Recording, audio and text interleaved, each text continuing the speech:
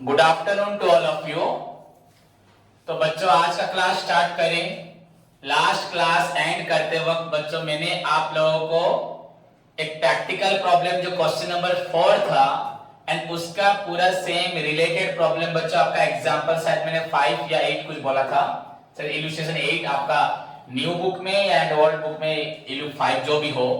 Anyway बच्चों मैंने आपको बोला था कि आप उस क्वेश्चंस को ट्राई करें एंड फाइनली अगर आपको वो क्वेश्चन सॉल्व हो जाता है देन बच्चों आप ट्राई करें क्वेश्चन नंबर 4 एंड जिसको बच्चों वो एग्जांपल आ जाएगा वो क्वेश्चन नंबर 4 कर सकते हैं। क्लियर? तो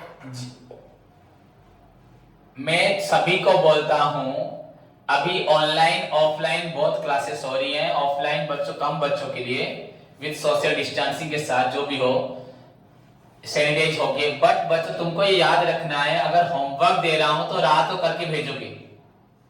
होमवर्क और क्लासेस टाइम हर दिन 11 बजे, और ये नहीं हर दिन मुझे पूछने किसी की जरूरत नहीं, टाइम इतने बजे है तो सभी स्टूडेंट्स आए। जो नहीं आएगा आज जो पनिशमेंट मिली है किसको, विभूति को एंड विशाल को, वैसे ही बच्चों सबको मिलेगा सभी को। अब पनिशमेंट क्लासेस आ रहे हो मतलब छुट्टी करोगे without informing me in advance, सभी को पनिशमेंट फाइन एप्लीकेशन सब पड़ेगा, तो कोई छुट्टी नहीं करेगा। आशीष फैजान रितेश मर्जी से आ रहे हो छुट्टी कर रहे हो, इन्फॉर्म नहीं करे पहले से मुझे। क्लियर? और होमवर्क बच्चों मुझे क्लास शाम को 5 साढ़े 5 बजे जब क्लास ओवर होता है उसके बाद भेजोगे सो दैट मुझे मालूम पड़ेगा कि आपने ये क्वेश्चन कर लिया है, तो मैं सो दैट अगले दिन वो क्वेश्चन नहीं पढ़ा के उसका एडवांस पढ़ाऊंगा। जैसे क्वेश्चन नंबर 4 मैंने बोला था स्टिल मुझे किसी ने नहीं दिया। और बच्चों यहाँ पे अगर 6-7 जने ऑनलाइन ऑफलाइन क्लास कर रहे हो, वहां पे 6-7 जने ऑनलाइन कर रहे हो, जो ऑनलाइन करते नहीं हो फिर भी your duty is to inform me at right बच्चों 4:45 पे सभी आके वहां आंसर देंगे। एटलीस्ट सभी वहां रिप्लाई देके जाएंगे and it will be better बच्चों अगर तुम उस क्लास को फिर से अटेंड करते हो। समझ में? एटलीस्ट उसको फेयर कॉपी में लिख भी सकते हो समझ के। तो सभी स्टूडेंट्स के लिए ये कंपलसरी है। ऐसा नहीं कि कुछ बच्चे देख रहे आधे बच्चे नहीं आ रहे, आधे क्लास करके रिप्लाई नहीं दे रहे, मत दो, मुझे कुछ फर्क नहीं पड़ेगा, तुम्हारा ही फ्यूचर बर्बाद होगा। एक तो पढ़नी नहीं बिल्कुल भी, नॉलेज भी पढ़नी नहीं बिल्कुल भी। अब बाकी दीप्ति दीपा विजेता सोहानी प्रिया रोशनी जो क्या कशा नाजनी ये बाकी गर्ल्स वो भी क्या पढ़ रहे हो मुझे नहीं मालूम। डेली बोल रहा हूं होमवर्क भेजो, जब तक नहीं चिल्लाता, जब तक पेरेंट्स को बोलने के लिए तुमको थोड़ा वार्निंग नहीं देता तब तक सुधरते नहीं हो, तो मुझे कुछ फर्क नहीं पड़ेगा। याद रखना और 3-4 महीने पढ़ोगे फॉर योर सेकेंड ईयर, 5 महीने मैक्सिमम होगा अगर एग्जाम एक्सटेंड होगा। अगर मैं अकॉर्डिंग टू माय इंस्ट्रक्शंस अपने आप को प्रिपेयर करोगे definitely you will give your better performance in the exam and future बनेगा। अगर नहीं करोगे तो भी तुम्हारा फ्यूचर बनेगा। सो सभी स्टूडेंट्स हर दिन क्लास के बाद रात तक होमवर्क मुझे भेजेंगे। क्लियर? कल मैंने बोला था डिटरमिनेंट्स मैट्रिक्स पढ़ के आने के लिए। ओके बोला था कि नहीं बोला था? याद करो व्हाट इज डिटरमिनेंट।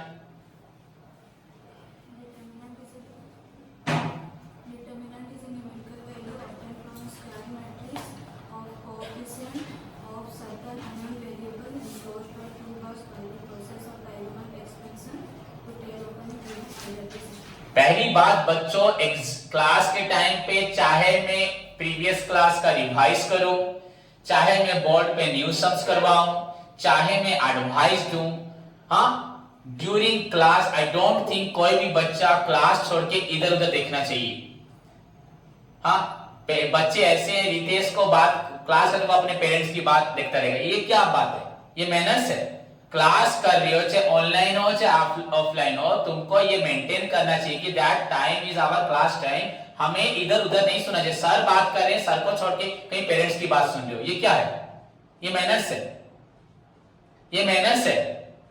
तो फिर तुमको पूरा क्लास अटेंटिवली पूरा डेडिकेशन के साथ पूरा कंसंट्रेशन के साथ mindfully with your copy pen and book before the 4:45। अगर किसी के पास बुक नहीं है तो आस्क योर फ्रेंड्स, मुझे पर्सनली फोन करो एक दिन पहले, 1-2 मिनट पहले नहीं कि हमारे पास क्वेश्चंस नहीं है सर, क्वेश्चन नंबर 4 आज कराने वाले हैं तो मेरा दोस्त मुझे क्वेश्चन भेज दे, नहीं तो जाके बुक स्टोर से बुक्स लेके आओ। अगर बुक्स के लिए पैसा नहीं है तो मुझे पर्सनली बोलो, तो तुम लोग अगर इतना नहीं करोगे तुम लोग बिल्कुल पढ़ने के लायक ही नहीं हो। Prepare yourself just before the 4:45 completely with your book, pen और आपका कॉपी। ये आपको रेडी करना है, ना कि मैं आके हर दिन बोलूंगा आपको। उल्टा क्लास आते तो शायद 1-1 घंटा वेट करते थे ना, याद करो। Half an hour 45 minutes wait होता था नहीं। So it is your duty to come class in time 4:45 से पहले विद कंप्लीट प्रिपरेशन के साथ। क्वेश्चंस क्या पढ़ाने वाला हूं सबको मालूम है। आज क्वेश्चन नंबर 4 होगा, तो बुक्स निकाल के बैठना है। पेरेंट्स को बताना है अभी क्लास टाइम में हमें काम करने की, वीडियो को पॉज करके चले जाते हो, डाउनलोड कर लेते हो, दुकानें बैठे होते हो, पिकनिक कर रहे होते हो। This is not the way of learning. पढ़ाई करने का ये तरीका एब्सोल्युटली रॉन्ग है। पूरी जिंदगी भर तड़पोगे, पूरा लाइफ टाइम तड़पोगे। अगर मैं भी शाम को क्रिकेट खेलता हूं तो उससे पहले दिन भर काम करके क्रिकेट खेलता हूं। ये नहीं कि अपने आप को दिन भर खेलता ही रहता हूं। तो इस बात को बार बार रिपीट करने में मुझे बहुत खराब भी लग रहा है। तो इस चीज को ख्याल रखे सारे स्टूडेंट्स। पढ़ने के लिए जोश तुम्हारे अंदर होना चाहिए, ना कि सर बार बार टीचर ही जोश पैदा करेंगे, फिर 10 दिन के बाद फिर जोश खत्म हो जाएगा। 10 दिन तो तुम्हारा रहता ही नहीं जोश, 5 दिन 6 दिन भी हो गया बस खत्म। हंस नहीं करते। सो ये एक पढ़ाई का तरीका है। क्लास से पहले प्रिपेयर कर खुद रेडी होके रहो। सर कब आए, 4:45 पे आए, कभी 4:45 से पहले आ रहा हूं, कभी 5 मिनट 10 मिनट लेट हो रहा है, तो तुमको उसके लिए वेट करना है। What is determinant? Determinant is a numerical value obtain from A square matrix. First निकालो, सभी बैठे हैं जो घर पे वो भी निकाले। Determinant is a numerical value obtained from a square matrix of the coefficient of certain unknown variable enclosed by 2 bars by the process of diagonal expansion to tell upon a given algebraic system। मैं रुक रहा हूं, कब पढ़ाया था? Last year नवंबर में शायद, last year नवंबर में शायद पढ़ाया था। 1 ईयर हो चुका है, मैंने भी उस दिन ही पढ़ाया था, तभी बुक देखा था। उसके बाद किसी बच्चे को पढ़ाया, कोई बैच आया? तो तुमको तो याद होना चाहिए मुझसे भी अच्छा। Clear? The determinants can be of बच्चों हमारे कोर्स में अप टू 3 ऑर्डर है, 2 order, 3 order. A determinant, what is 2 order determinant? That consists of 2 rows and 2 columns with बच्चों for elements। Clear? That is known as 2 order determinant. Clear? Then 3 order क्या? A determinant that consists of 3 rows and 3 columns along with बच्चों 9 element, 3 into 3 9। Clear? वैसे मैंने question पढ़ाया था, a determinant of order 4 consists of dash element 4 into 4 16, order 5 5 into 5 25, order n n into n n square, n order r r square। बताया था ना? Okay, then क्या पढ़े थे उसके बाद हम लोग? minor is one element, it is an element which is obtained by deleting or eliminating the particular row and column in which the concerned element a I j, a means element, small a of ith and jth column बच्चों lies। Here I refers to row, j column refers to column। सबको आता है minor निकालना। Then बच्चों cofactor, cofactor is nothing but the cofactor refers to the product of -1 to the power I plus j या sum of the I and j and the product किसके साथ करोगे? into mij। क्या? So -1 to the power I plus j into mij, that is called बच्चों cofactor। Clear? cofactor आता है तुमको? The question number 1 कल होमवर्क भी दिया था, question number 1 of determinant exercise A। अगर यहाँ पे पढ़ रहे होते तो ऑफलाइन में सारे स्टूडेंट को हर दिन खड़ा करके 1-2 घंटे तक पूछता, डांटता, पर यहाँ नहीं है इसका मतलब नहीं पूछ रहा, तो खुद तो रिवाइज करो। तो question number 1 is your 2 order determinant, question number 2 is your 3 order determinant, question number 3 is your minor determination, minor both 2 order में 3 order में, question number 4 is your बच्चों cofactor। मुझे क्वेश्चन याद है कि नहीं याद है? Question number 5 determination of determinant फिर से by using minor expansion। क्या था? a11 into m11 minus a12 into m12 plus अगर 3 ऑर्डर होगा तो a13 into m13। Clear? Then बच्चों determination of determinant by using cofactor expansion। क्या? cofactor expansion। हाँ, वहां पे लेकिन माइनस वर्ड नहीं आएगा। a11 into बच्चों c11 plus a12 into c12 plus A13 into C13। 2 order होगा तो 2 में रह जाएगा, 3 ऑर्डर होगा 3 में जाएगा। So this is your question number 6.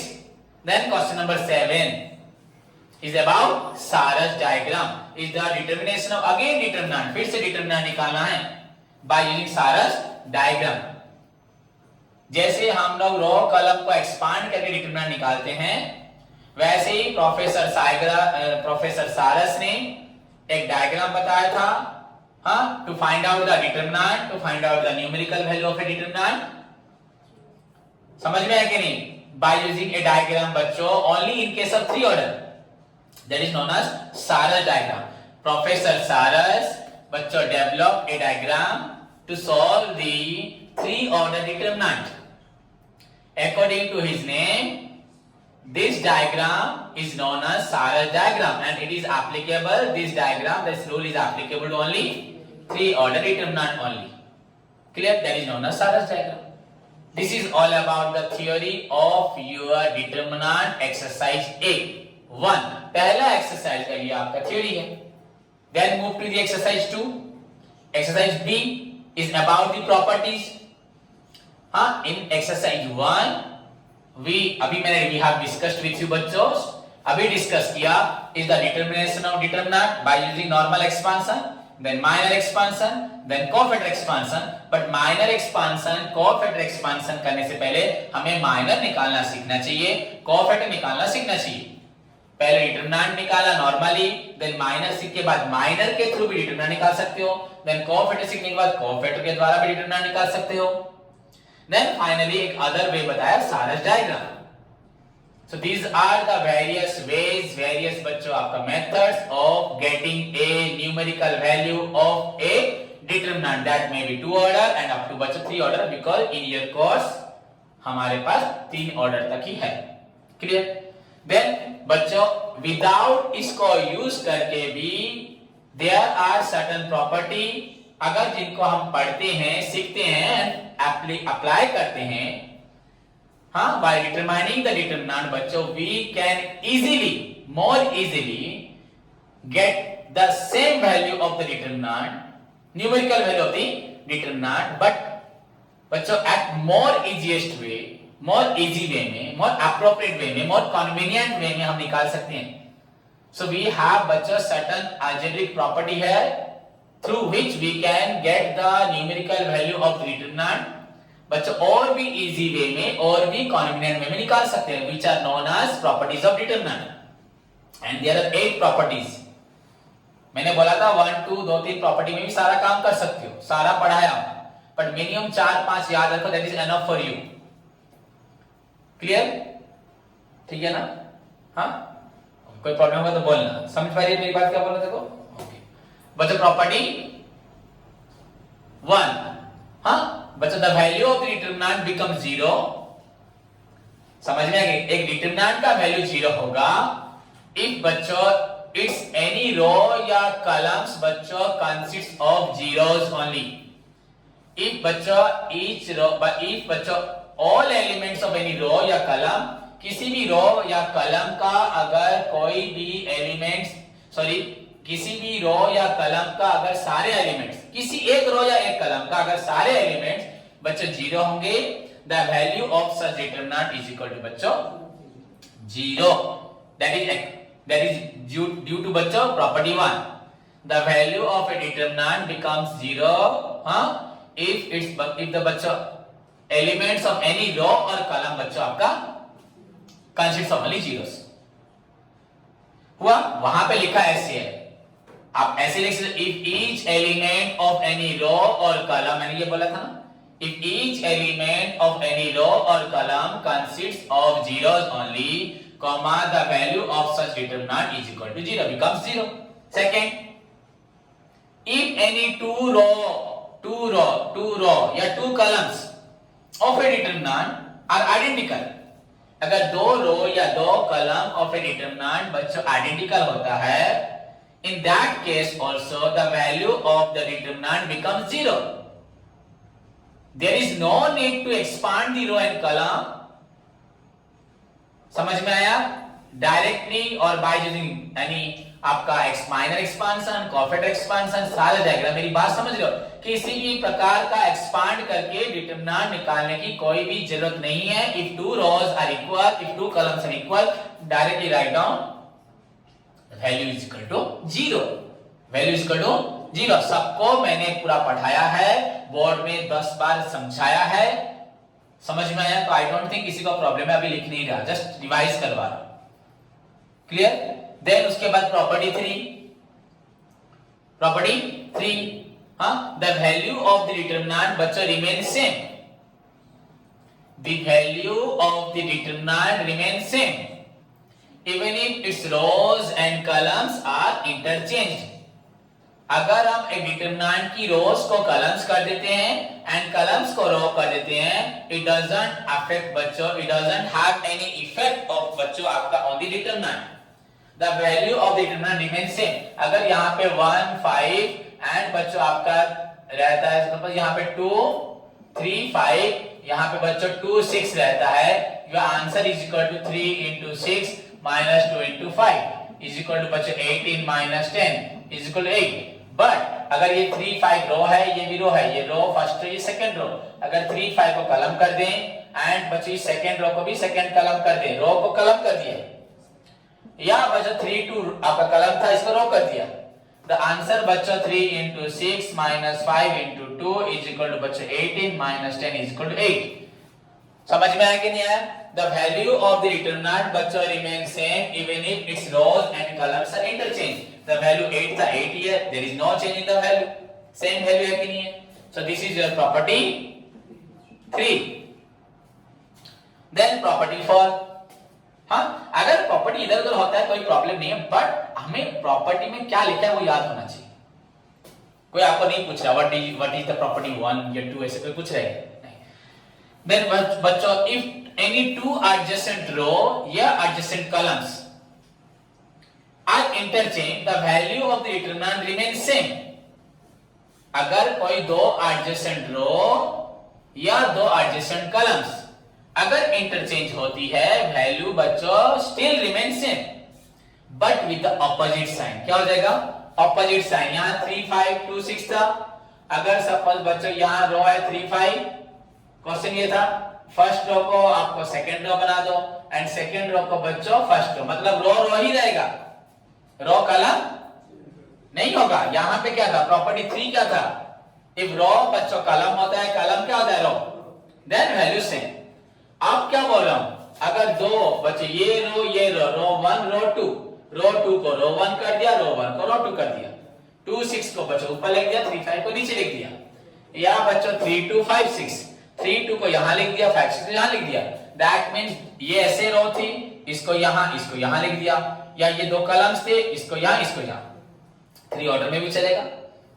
First row third row को भी चेंज कर सकते हो, फर्स्ट कॉलम थर्ड कॉलम को भी चेंज कर सकते हो, सेकंड थर्ड को भी कर सकते हो। If any two adjacent rows और columns of a determinant are interchanged, then the value of the determinant, देखते हैं क्या होता है आंसर बच्चों। ये क्या answer? 2 into 5 minus 3 into 6, 10 minus 18 is equal to -8। What was the answer before? 8। Now what is the answer? The answer remains same, just the sign बच्चों क्या हो जाएगा? चेंज हो जाएगा, प्लस की जगह माइनस, अगर यहाँ माइनस हो तो यहाँ भी क्या होगा? प्लस। तो अगर क्वेश्चन एग्जाम में ऐसे आता है, हाँ, ए डिटरमिनेंट बच्चों gives us value 5 after changing its adjacent rows, what will be the new value? बच्चे बोलेंगे सर क्वेश्चन तो नहीं है, गोटिए डिटरमिनेंट रो आंसर होची 5, तारा adjacent रो को चेंज कला पड़े नुआ डिटरमिनेंट वैल्यू के तो पिला करो सर एमती क्वेश्चन है -5 खोलो। मैं तो बोला हूं ना, अगर एक डिटरमिनेंट का वैल्यू जो होता है रो कॉलम को चेंज करोगे वैल्यू वही होता है, पर अगर एडजेसेंट रो कॉलम को चेंज करोगे तो वैल्यू वही होगा, बस plus will be minus, minus will be plus. अगर दिस इज योर -8, ये होता 8 एंड ये अगर 8 है तो ये हुआ -8। So this is your property 4। Property क्या था ये? प्रॉपर्टी 4 है कि नहीं है? कैसे मैं बोल रहा हूं कि नहीं बोल रहा? अगर मैं 1 साल पहले पढ़ा के आज बोल रहा हूं, आई डोंट थिंक कि तुमको भी रुकना चाहिए। जस्ट आज क्या पढ़ा रहा हूं? डिटरमिनेंट। क्या प्रैक्टिस हो रहा है? क्या रिवीजन हो रहा है? My whole attention, my whole focus on the determinant topic. क्या मैं पढ़ा था आज से 10 साल पहले, क्या मैंने आप लोगों को पढ़ाया था 1 साल पहले, जस्ट उतने पे फोकस करूंगा तो आई विल गेट अपने आप ऑटोमेटिकली द एवरी आंसर बच्चों ऑफ डिटरमिनेंट टॉपिक। बट अभी पढ़ा रहा हूं डिटरमिनेंट, मेरा ध्यान होगा अपने घर पे, अपनी फैमिली पे, अपने दोस्तों के पास, खाने पे, तो मैं कभी भी आंसर नहीं दे पाऊंगा। अगर मैं अपने आप को प्रिपेयर कर सकता हूं, जैसे कि तुम लोग बच्चों मैक्सिमम मैं बोलता हूं जहां तक तुम्हारे कोर्स का सवाल है, तुम लोग में से जो भी स्टूडेंट्स किसी भी मुहूर्त में पूछते हैं, आई डोंट थिंक ऐसे कोई क्वेश्चन नहीं होगा मैंने आंसर नहीं दिया होगा। At any moment if you will ask me, बच्चे, if you ask me any question related to your book, so far as your CHSC Council of Higher Secondary Education of Odisha is concerned, जहां तक ओडिशा के +2 level का सवाल है, at any moment if any question अगर पूछता है syllabus के अकॉर्डिंग तो उसका आंसर मैं देता हूं। अगर बाई चांस कुछ नहीं होगा तो मैं उसको भी बता देता हूं। क्योंकि मैंने ऐसे प्रिपेयर अपने आप को किया है।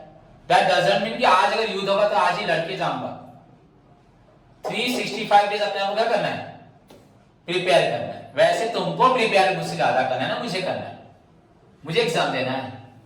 अगर मैं हर दिन पढ़ के भी आ जाऊंगा एनफ है कि नहीं, बुझी पढ़ ना बुझी पढ़, तो तुमको वैसे पढ़ना है।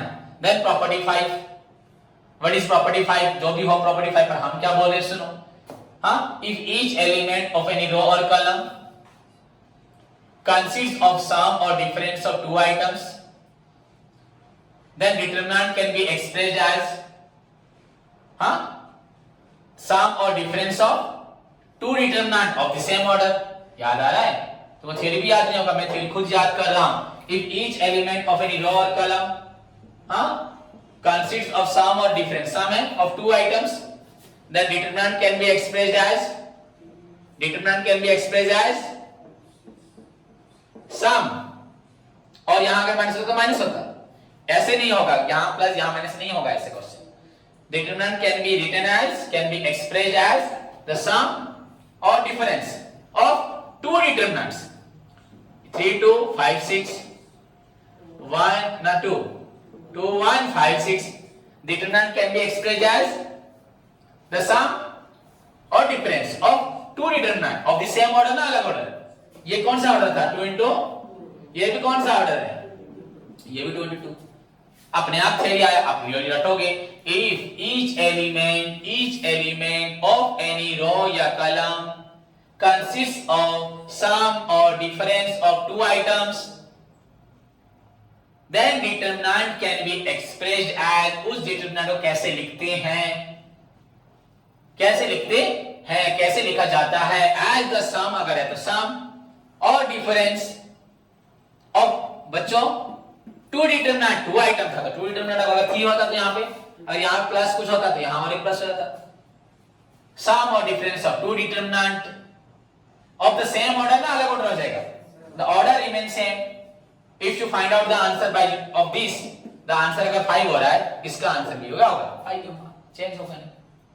This is your property 5। Then property 6, if यहां पे बच्चों यहां आंसर है 8, यहां बच्चों मैं 2 इंटू करता हूं किसी भी रो या कॉलम में, मैंने यहां इंटू कर लिया तो ये 3 ये 5, यहां इंटू किया 2 इंटू 2 2 इंटू 6 12, सॉरी यहां दिखाई नहीं देगा बच्चों, यहां पे 2 इंटू किया तो पहले 2 इंटू 3 क्या हो जाएगा, यहां लिखता हूं 6, सॉरी ये 3 5 ये रहेगा, यहां 2 इंटू किया 2 इंटू 2 2 इंटू 6, बच्चों आंसर निकालो 3 into 12 36 minus 20 is equal to बच्चों आपका हुआ। पहले आंसर क्या था, मैंने क्या किया 2 इंटू किया तो आंसर बच्चों कितना गुना हो गया। ये क्वेश्चन काउंसिल में आएगा, आप लोग लिख के नहीं आओगे। Remember from the first day, क्या पहले 100 मार्क्स एग्जाम से 100 से 10 120 रखोगे, बोला था ना, अगर ठीक से पढ़ोगे। एंड जहां तक इस साल का सवाल है, कोरोना तुम्हारे घर पे नहीं है, सारी दुनिया पे है। ओडिशा में कोरोना पूरा मिठाई लेके आया है, because there is no other mathematics topics तुम्हारे chapter in your mathematics except determinant matrix, तो वल्ले वल्ले तुम्हारी है नहीं है। ओनली डिटरमिनेंट्स मैट्रिक्स पढ़ के क्या दोगे? सोचो कितना कुछ पढ़ाई था कि नहीं था? कितना लिमिट, कंटिन्यूटी, डेरिवेटिव, इंटीग्रेशन, बच्चों सेट थ्योरी, फंक्शन, कितने टॉपिक थे, सब चले गए। बस डिटरमिनेंट मैट्रिक्स है, सेट थ्योरी है कि नहीं? और भाई कुछ भी नहीं है। तो तुम्हारी मजे नहीं है, फिर भी नहीं पढ़ रहे। इतना कोर्स था, इतना नहीं इतना हो गया, फिर भी नहीं पढ़ रहे। इडियट सब बच्चे, careless. So if each elements of any row या कॉलम ऑफ ए डिटरमिनेंट, કેમ इंग्लिश कहूं છું? यदि समस्त प्रत्येक एलिमेंट, अगर हर एक एलिमेंट किसी भी रो या किसी भी कॉलम एक डिटरमिनेंट का, if each element of any row और कॉलम ऑफ ए डिटरमिनेंट, किसी एक डिटरमिनेंट के किसी भी रो या किसी भी कॉलम के सारे एलिमेंट्स को एक कांस्टेंट के द्वारा गुना जाएगा, इज मल्टीप्लाइड बाय कांस्टेंट। 2 में इंटू किया, 3 में इंटू कर सकते हो, then the value of such a determinant become the k times of the original determinant of the previous determinant। इसका आंसर 8 था, 2 इंटू किया आंसर 16 हो गया। अगर यहाँ 5 इंटू करते तो आंसर क्या होता? पहले 8 था, अभी क्या हो जाएगा? 40 हो जाता। तो एग्जाम में क्वेश्चन आएगा गोटिए डिटरमिनेंट का, एक गोटिए डिटरमिनेंट रो या एक डिटरमिनेंट का आंसर है बच्चों आपका 5। क्या आंसर है? हमने एक रो में 3 इंटू किया। क्वेश्चन हमारे पास नहीं है, हमारे पास आंसर है। एक क्वेश्चन डिटरमिनेंट का आंसर है बच्चों हमारा 5। हमने एक रो में बच्चों 3 इंटू किया, आंसर क्या होगा? 15। अब सर क्वेश्चन तो नहीं है। दिस इज प्रॉपर्टी 6 में या 5 में लिखा है, 5 में हो या 6 में आए छोड़ो, बट लिखा है कि नहीं लिखा है ना? उतना ही जरूरी है। If each element of any row or column of a determinant is multiplied by constant k,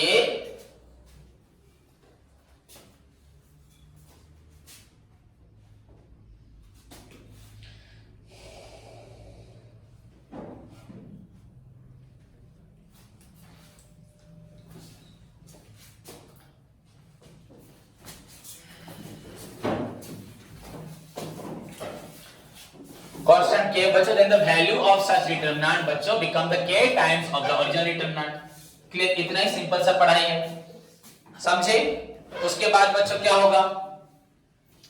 उसके बाद क्या था? अगर किसी भी डिटरमिनेंट के किसी भी रो या कॉलम, किसी भी रो या कॉलम का कॉरेस्पॉन्डिंग जो है, इसका ये 3 5 3 4 का 5 12 या 3 5 का 4 12 या 5 12 का बचा 3 4 या 4 12 का 3 5। अगर किसी भी डिटरमिनेंट के किसी भी रो के या कॉलम्स के सारे आइटम्स को उसके कॉरेस्पॉन्डिंग बच्चों रो या कॉलम के सारे एलिमेंट्स के कोफैक्टर के साथ प्रोडक्ट करेंगे, देन उसको प्लस करेंगे, the answer is equal to 0। क्या बोला मैंने? अगर हम ये रो लेते हैं, if each element of, sorry ये कॉलम है, रो नहीं क्या है? कॉलम है। If each element of any row या कॉलम, मैंने क्या लिया? ये कॉलम लिया, इस कॉलम के 3 और 5 को इसके कॉरेस्पॉन्डिंग ये 4 और 12, 4 का बच्चों कोफैक्टर, 12 का बच्चों कोफैक्टर, इसका कोफैक्टर इसका कोफैक्टर, ये 1 2 में है, ये 2 2 में है कि नहीं है? अगर 3 को 4 का कोफैक्टर के साथ एंड 5 को बच्चों 12 का कोफैक्टर के साथ प्रोडक्ट करा जाए, क्या इनटू किया जाए, एंड फाइनली बच्चों प्लस करोगे, the answer is equal to 0। अगर मैं यहां पे क्वेश्चन है 1 2 3 4, मुझे इसका एंड इसका क्या निकालना है? कोफैक्टर। जो भी निकला इसके साथ इसका कोफैक्टर को इंटू करो, इसके साथ इसके कोफैक्टर को बच्चों इंटू करो, देन यहां जो आंसर निकला, यहां जो आंसर निकला, दोनों को प्लस करो, यू विल गेट किसी भी रो या किसी भी कॉलम्स के सारे एलिमेंट्स को उसके सामने वाले रो या कॉलम्स के, अगर रो लोगे तो रो का सामना, कॉलम होगा, सामने वाले एलिमेंट्स के कोफैक्टर के साथ इंटू करोगे एंड फाइनली उसे ऐड करोगे, यू विल गेट बच्चों तुमको क्या मिलेगा, आंसर इज इक्वल टू 0। क्या मिलेगा, आंसर इज इक्वल टू 0। समझ में आया कि नहीं आया? तो this is your property number 7। तो मैक्सिमम मैंने बोला तो उतना ही पढ़ने की जरूरत है, और पढ़ने की जरूरत नहीं है। मेरी बात समझे कि नहीं समझे? If each element of any row और column is multiplied by the cofactor of the elements of the corresponding row। कैसे इंग्लिश में बोल रहा हूं? if each element, सोचना ही नहीं है, ट्रांसलेशन अपने आप हो रहा है। मैं कितनी बार बोला हूं, तुम्हारे अंदर सोच होंगे तो विचार होंगे तो मुंह से निकलेगा ना। सोच है क्या? कुछ बोल सकते हो अच्छे से एक चीज को? घर की अननेसेसरी चीजें बोलते हो, जो पेरेंट्स बोलते हो वही सीख जाते हो, कुछ नया सीखते हो। कैसे बोल रहा? अगर किसी भी रो या कलम के सारे एलिमेंट्स को उसके सामने वाले रो या कलम्स के सारे एलिमेंट्स के कोफैक्टर के साथ इनटू करके अगर प्लस करते हैं तो उसका रिजल्ट हमेशा 0 होगा। It is your 1 mark question. अगर एग्जाम में आएगा छोड़ के आ जाओगे, तुम बोलो क्वेश्चन नहीं है, कैसे इनटू करें, किसको इनटू, क्वेश्चन की जरूरत ही नहीं है। This is your property number 7। Property number 7 यही तो बोल रहा है ना? हाँ या नहीं? समझ में आया? So if each element of any row or column is multiplied by the cofactors of the corresponding बच्चों रो और column, समझ में? elements of the corresponding row and column, then the sum of the product, उनका जो into होगा, जो product होगा, उसका बच्चों sum is equal to always 0। खत्म। Then exercise C में चलो। What is exercise C? क्या था? Cramer's rule। Why actually we learn the techniques determinant? हम क्यों पढ़ते हैं डिटर्मिनेंट?